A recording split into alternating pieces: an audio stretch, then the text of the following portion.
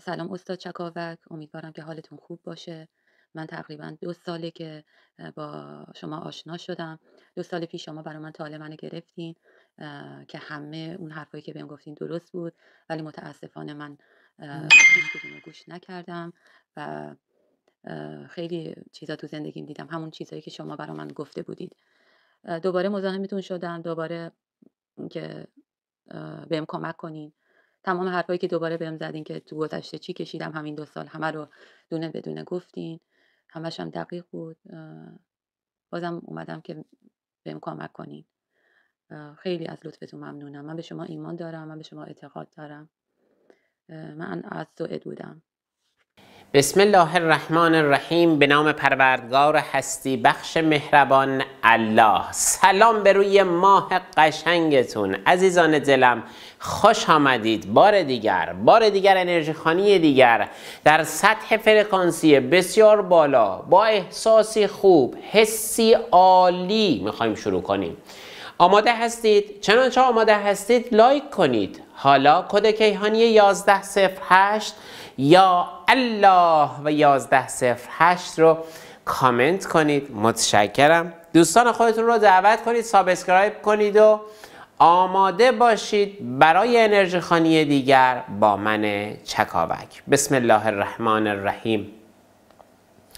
الله نور السماوات والارض مثل نوره کمشکات فیها مصباح المصباح فی زجاجة زجاجة كأنها کوکب دری یوقد من شجرة مبارکة زیتونه لا شرقیة ولا غربیة یکاد زیتها یضی ولو لم تمسسه النار نور على نور یهدی الله لنوره من یشاء و یضرب الله الامثال للناس والله بكل شیء علیم.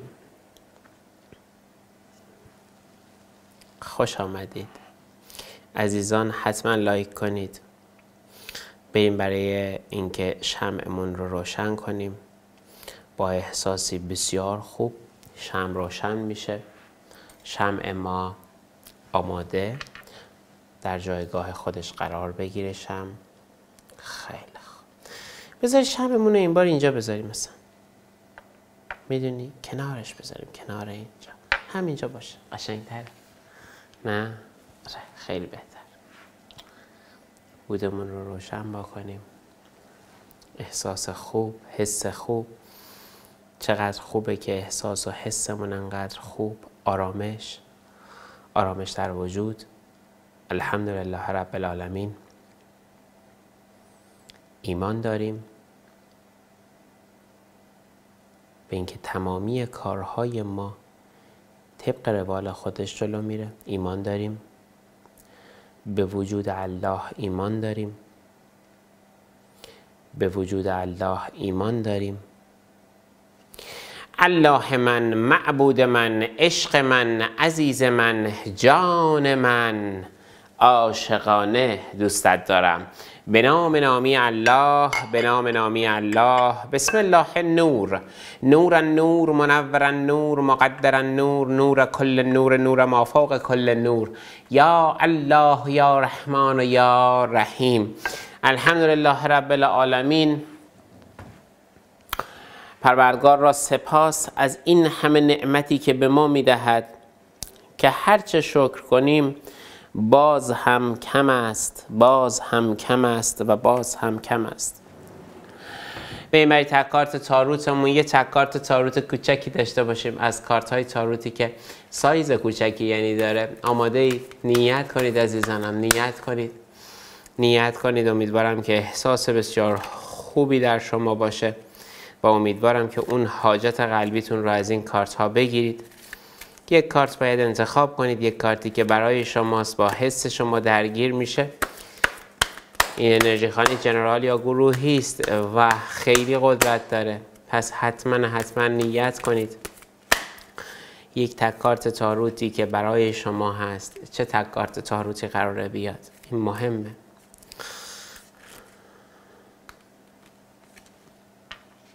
اینم تک کارت تاروتمون. خیلی خوب، خیلی هم عالی.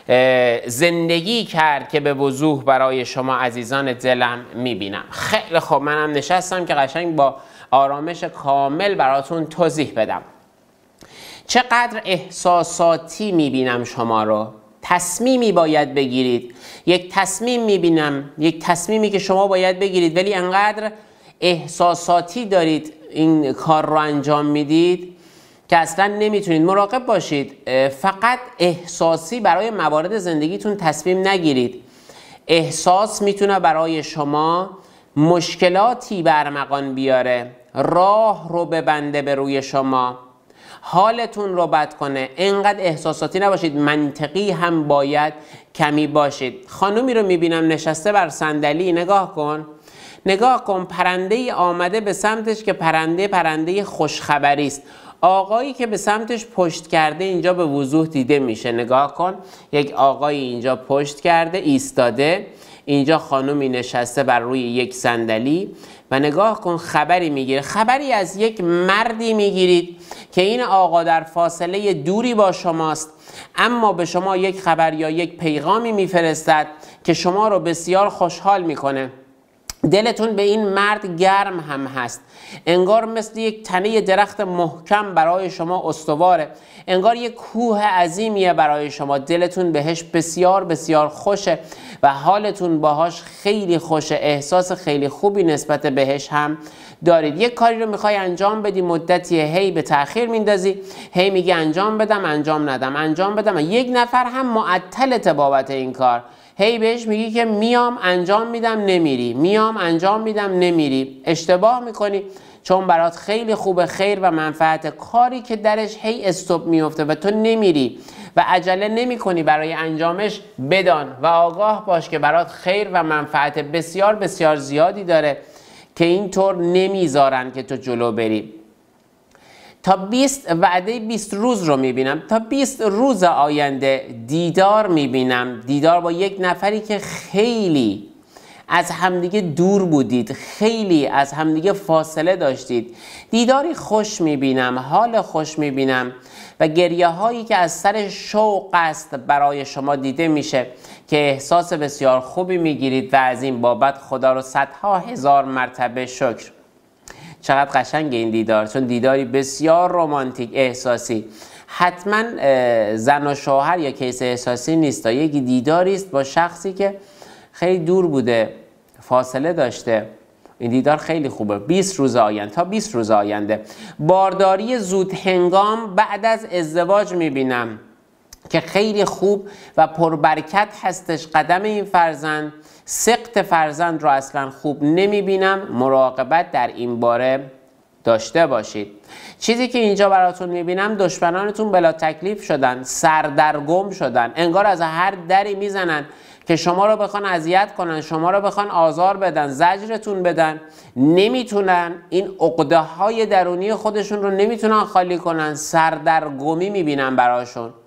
امیدوارم که دشمنانتون همیشه سر به راه بشن، یعنی بفهمن که دارن اشتباه میکنن و مسیرشون رو پیدا کنن و قضاوت نکنن. اما این بار سردرگمی براشون افتاده، بلا تکلیفی براشون افتاده. نباید شما نسبت به این موضوع خوشحالی داشته باشید. شما باید مسیر خودتون رو ادامه بدید و رسالت شخصی خودتون رو داشته باشید. مورد دیگری که باز هم میبینم، در انتظار یک ملاقات حضوری با یک شخصی میبینم که هستید. قرار یکی رو ببینید که این فرد قدرت بسیار بسیار زیادی داره، خیلی زیاد.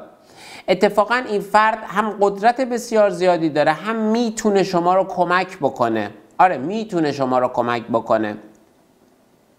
خیالتون راحت باشه از این بابت. اگر فکر میکنید که نمیتونه بهتون کمکی بکنه، نه، میتونه و دیدارتون با این شخص به زودی انجام میشه و این شخص به سمت شما میاد یا شما به سمتش میرید و کلا دیداری با هم دیگه در جایی، در مکانی دارید که این شخص راهنمایی‌های بسیار ارزنده‌ای رو برای شما داره. از طرف دیگر چیزی که من میبینم، برای یک کاری به یک نفر یک تعهدی دادی یا یک نفر به تعهدی داده. ببین یه موضوعی رو الان یادم اومد، من اینو بگم، بعد این تعهد رو من اینجا دارم و بهتون توضیح میدم. من راجع به طالع‌های شخصی خودم که میگیرم، یعنی انرژی خانی های شخصی که میگیرم، رقم زکاتش رو خب تغییر دادم، بالا بردم. حالا چرا؟ علت چیه؟ میگم قضاوت نکنید، به خاطر اینه.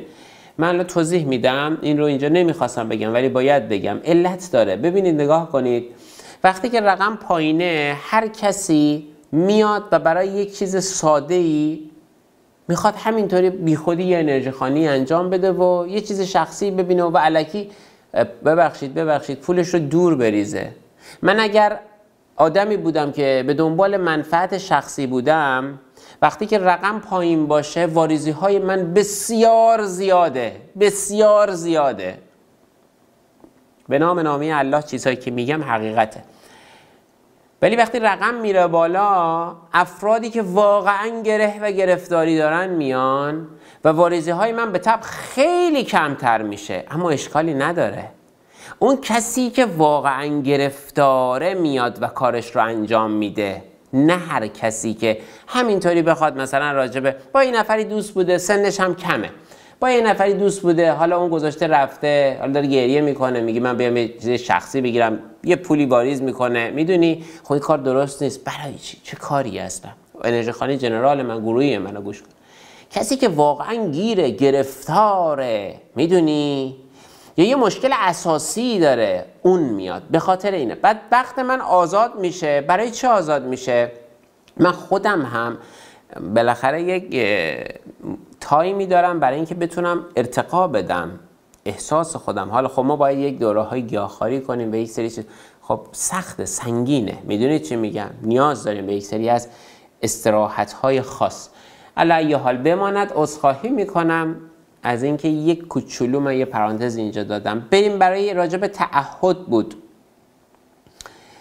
آره یه کاریه اینجا، یه کاری رو میبینم، یک نفر انگار یه تعهدی به شما داده، یا اینکه شما به یک نفر تعهد دادید. صحبت از تعهد اینجا، میدونی، کلا صحبت از وفای به عهده که عالی و روشن افتاده که میگه باید به این عهد وفا بشه تا اتفاق قشنگی براتون بیفته. چیز دیگری که باز هم اینجا میبینم، طرف مقابل شما رو میبینم مدتیه بهتون بی‌توجه شده.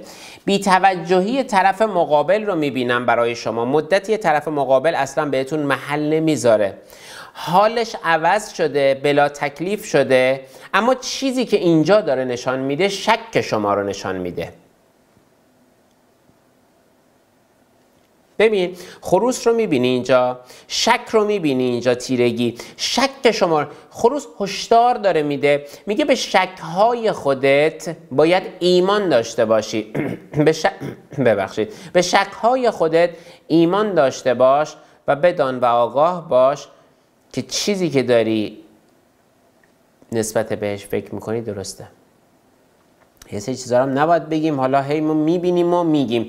چیز دیگری که اینجا باز هم میبینم، چند روزیه کلن حس بهتری انگار در وجودت افتاده. چند روزیه انگار کلن حالت یکم خوبه. چند روزیه کلن انگار یک شروع جدید رو داری تجربه میکنی و این شروع جدید خیلی خوبه. عجیبه، در ساعتی که قمر در عقرب هم هست حال تو خوبه. عجیب افتاده که تو اون ساعتها و حتی اون روزهایی که قمر در عقرب هست تو حالت خوبه، عین روزهای سعده، حالت خوش، یعنی ساعتهای سعده. و چیزی که برای تو میبینم این یک حس جدیده، این یک نشانه برای اینکه تو داری ارتقا پیدا میکنی، تو داری احساس قشنگ رو دوباره تجربه میکنی و این برای تو بسیار عالی است. این کیه که من میبینم اینقدر ثروتمنده، اینقدر پول داره، وضع مالیش خوبه و قراره که با یک مجردی به پیوند برسه. پیوند یک مجرد را میبینم با یک ثروتمند بسیار زیاد، اما چشم کنارش افتاده. این چشم و نظرهای سنگینی که نمیذاره یک نفر که وضع مالی خوب نیست به یک نفر که خیلی ثروتمنده برسه رو اینجا میبینم. برای دفع چشم و نظر من به صورت رایگان هم در کانال آموزشی خودم توضیح دادم، یعنی آموزش فاصله پیشگو، رنگ لوگو بنفش رنگ. چیز دیگری که اینجا میبینم مستقیم نشانه میزنم به یک نامی که مریم است. مریم نام را میبینم که انگار در دستانش جواهری است، انگار در دستانش یک گوهری است که نشان از رسیدن به یک ثروت یهویی و یک بار است. اگه اطرافتون هم دارید این اتفاق براش میفته، یک مریم نام هست در نزدیکتون اگر باشه، براش همچین چیزی رو میبینم که عالیه. از یک پنام یا رنام براتون ترس افتاده، مراقبت افتاده. اگر با همچین اسمهای مشکلاتی دارید، دوری کنید نسبت بهشون و اصلا دنبال کلکل کردن و نمیدونم کش دادن دعوا و درگیری و کش دادن دعواهای لفظی و میدونی اگر باهاش به مشکلی اصلا ولش کن، چون براتون اصلا خوب نیافتاده. باید از این شخص دوری کنی. پ نام یا ر نام، اول حروف اسمیش باید باشه. خانومی رو میبینم خیلی سرش در کتاب قرآنه. خانومی رو میبینم خیلی داره دعا میکنه، دعاهای خیرا، پربرکته، اصلا کلا خیلی مثبت این خانوم. چیزی که میبینم حاجت روایی شما بر اثر دعای این خانومه. این خانوم کیه که نشسته و اینقدر شما رو داره دعا میکنه؟ نگاه کن چطور اینجا طلوع خورشید به وضوح دیده میشه از پس یک کوه. نگاه کن کوه رو، نگاه کن اینجا رو، میبینی طلوع رو، میبینی خورشیدی که طلوع میکند در زندگی شما به وضوح دیده میشه و روشن میکنه زندگی شما رو. و تیر شما رو میبینم که انگار به هدفش خورده، انگار اینا قطعه به یقین به هدف خورده و اون خنده های شما و شور حال شما رو اینجا چکاوک به وضوح میبیند. چکاوک باز هم برای تو عزیز دل میبیند. یک گرهی رو دارم میبینم تو کارت بوده، به جایی که این گره باز بشه انگار یه نفر یه سنگی انداخته که دوباره این گره رو گره افتاده. گرهت انگار بیشتر شده، این گره رو کور کرده. این گره کور شده، 2 گره 3 گره کور شده. یه نفرم این کار کرده. درسته که دشمن داری، اما من چکاوک رهایی برای تو میبینم، یعنی باز شدن گره کور زندگیت رو میبینم. به وضوح دیدم که گره بزرگی از زندگی تو باز می شود به اذن الله، به اذن الله، به اذن الله. من دارم اون گره رو که توضیح میدم، دارم نقش های دیگر رو میبینم. اینجا یک نقشی میبینم از مردی که محاسن داره، به صورت محاسن داره و انگار یک قدم خیری رو قرار برای یک خانواده برداره که به وضوح این کار اتفاق میفته. فکر و ذهن بسیار عالی هم داره. یک قوچی هم در کنارش میبینم که میتونه نماد از ثروت برای اون خانواده باشه. طاووس رو اینجا میبینی دیگه، به وضوح نمادها پشت سر هم از ثروت و مال و رسیدن داره خبر میده. یک نفری رو میبینم که به ظاهر خودش خیلی میرسه. یک نفری رو میبینم که انگار میدونی خیلی عصبانیت کرده، خیلی این شخص به ظاهر خودش خیلی میرسه. میخوام مشخصات بدم تا بتونی بدونی کیه. حسادت بهت داره، دقت کن. از درون این شخص اصلا نسبت به شما خوشحال نیست. از درون وقتی شما رو میبینه خوشحال نیست، از بیرون به ظاهر خوشحالی نشان میده و این طرف به ظاهر خودش هم خیلی رسیدگی میکنه و خیلی دوست داره خودش رو همپای شما و بالاتر از شما، از سطح شما نگه داره که باید مراقب همچین آدمی باشه. یک نفر رو میبینم مثلا نقاب زده، انگار میدونی نقابی به صورت زده و شخص دیگری شده. ظاهرش با باطنش یکی نیست، چیز دیگری است. دقت کن چی میگم. از این شخص باید دوری کنی. انگار هرچی میخری، هر کار خوب و موفقیت آمیزی که انجام میدی، دقت کن، تو فکر میره، یهو حرف نمیزنه، حالش عوض میشه، حالش خراب میشه، منقلب میشه، احساسش رو میبینی، متوجه میشی، میخواد خودش رو نگه داره، جلوی تو نمیتونه. این شخص رو شناختی، پس ازش هم باید دوری کنی، هم زمانی که به منزل تو میاد باید حتما صدقه بدی، حتما باید اسپند با کندر غیر خوراکی و بهت آموزش دادم در کانال آموزشی که باید چه کنی، رایگانه میتونی بری اونجا ببینی که چه هست. آموزش فاصله پیشگو. مدتیه برای کارت مصمم شدی، انگار اراده بیشتری پیدا کردی، انگار برای موفق شدن در زندگیت، انگار برای رها شدن، انگار برای اینکه از این بندها و این میدونی این خستگی ها، یه طلسمی میتونه از تو رفع شده باشه، طلسمی کهنه و قدیمی هم میتونسته باشه که تو الان مصمم شدی و حال خوبی که گرفتی میتونه به خاطر اون ابطالی هم باشه. که جایی رفتی کاری کردی، یک حس خوبی در درونت هم به وجود آمده. یک اتفاقی میبینم، اما باید حصار دورت بیفته. یک اتفاقی میبینم که ریشه به گذشته شما داره. یک اتفاقی میبینم که اصلا به گذشته شما کلا مربوطه. انگار یک غم احساسی قدیمی میبینم که دوباره براتون نمایان میشه، بولد میشه.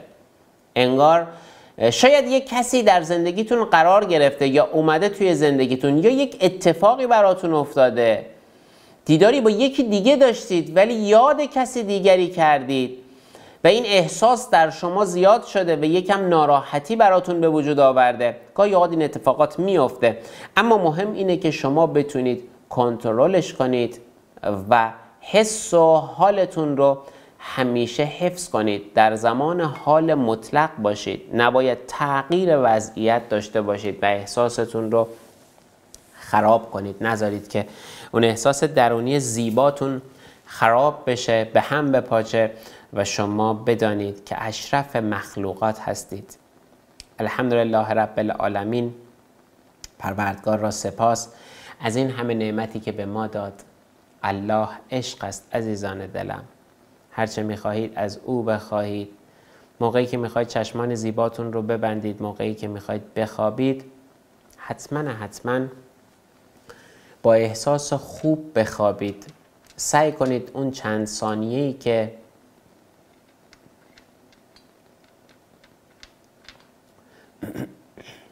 یا الله، سعی کنید اون چند ثانیه، ببخشید من یکم سینم درد میکنه، گلو درد دارم به عبارتی. سعی کنید اون چند ثانیه‌ای که میخواید بخوابید، چند ثانیه قبل از خوابیدنتون، موکلی چون به شما میگم تأخیر میکنم، اون زمانی که 2 الی 3 دقیقه‌ای که میخواید بخوابید، حتما باید در حضور کامل باشید، احساس خیلی خوبی داشته باشید و آگاه باشید به حضور الله. در کجا؟ در وجودتون، یعنی به روحی که در وجودتون هست آگاه بشید. سعی کنید با آگاهی بخوابید. وقتی که با آگاهی میخوابید، اشارات زیبایی در زمان رؤیاهاتون دارید و زمانی که بیدار میشید، حتی اگر رؤیای خودتون رو به یاد نیارید، در طول روز کمک به شما میشه برای اینکه به هدفهای زندگیتون بهتر برسید، با سرعت بیشتری برسید. پس از این من بعد زمانی که میخوابیم 2 الی 3 دقیقه قبل از خواب، حالا یکی ممکنه بگه من خیلی دیر خوابم میبره، منظورم قبل از این که بخوابی، یعنی توی رخت خوابت رفتی داری میخوابی، آگاه شو. به چی آگاه بشم؟ به حضور الله، معبود خودت، یکتای خودت. کجاست؟ در وجود تو هست، در وجودت هستش. اون رو حسش کن، درکش کن، آگاه بشو بهش و بدون و آگاه باش که تو فانی نیستی، تو ابدی هستی. این احساس رو در خودت داشته باش به دم و بازدم خودت، به تنفس خودت دقت کن و خودت رو در حضور شده برای چند ثانیه نگه دار. این رو میتونی بیشترش کنی، البته در حضور نگه دار. این حال بسیار خوبی که میگیری، این حس بسیار خوبی که میگیری، انقدر برای فردای روز تو کمک بهت میکنه. امتحانش کنید دیگه، ضرر که نداره. بابت این کار نیومدید هزینه‌ای بدید که بگید او من هزینه نبوده، ضررم نداره. امتحان کنید حرف من چکاوک رو، ببینید چه میبینید، لذت میبرید، عشق میکنید، به مرور بیشترش هم میکنید. من نگفتم شما گیاهخواری بکنید، نه، گفتم زمانی که میخواید بخوابید، زمانی، البته کسانی که گیاهخواری میکنن مبادا از 40 روز گذر کنه. این رو اینجا اعلام میکنم که کلا دینتون در خطر قرار میگیره. مبادا از 40، یعنی عدد 40 عبور کنه، چون یک سری چشماتون در یک سری مسائلی باز میشه که نباید این اتفاق بیفته و خوب نیست.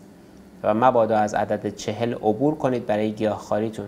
حتی شده به 1 روز باید دوباره حیوانی بخورید و بعد دوباره گیاهخواریتون رو ادامه بدید. این از این یه استاد خیلی عظیم و بزرگی که خیلی قبولش داشتم به من میگفت. پس از این من بعد در زمان خوابتون عزیزان دلم حتما این کار رو بکنید، براتون خیلی خوبه. بهتون قول میدم انقدر حالتون خوب میشه و لذت میبرید، کیف میکنید، عشق میکنید. آماده اید با هم دیگه تکرار کنیم؟ من که آمادم، پس بریم با هم دیگه تکرار کنیم. بسم الله الرحمن الرحیم. یا الله یا الله یا الله یا الله یا الله یا الله یا الله یا الله یا الله یا الله یا الله.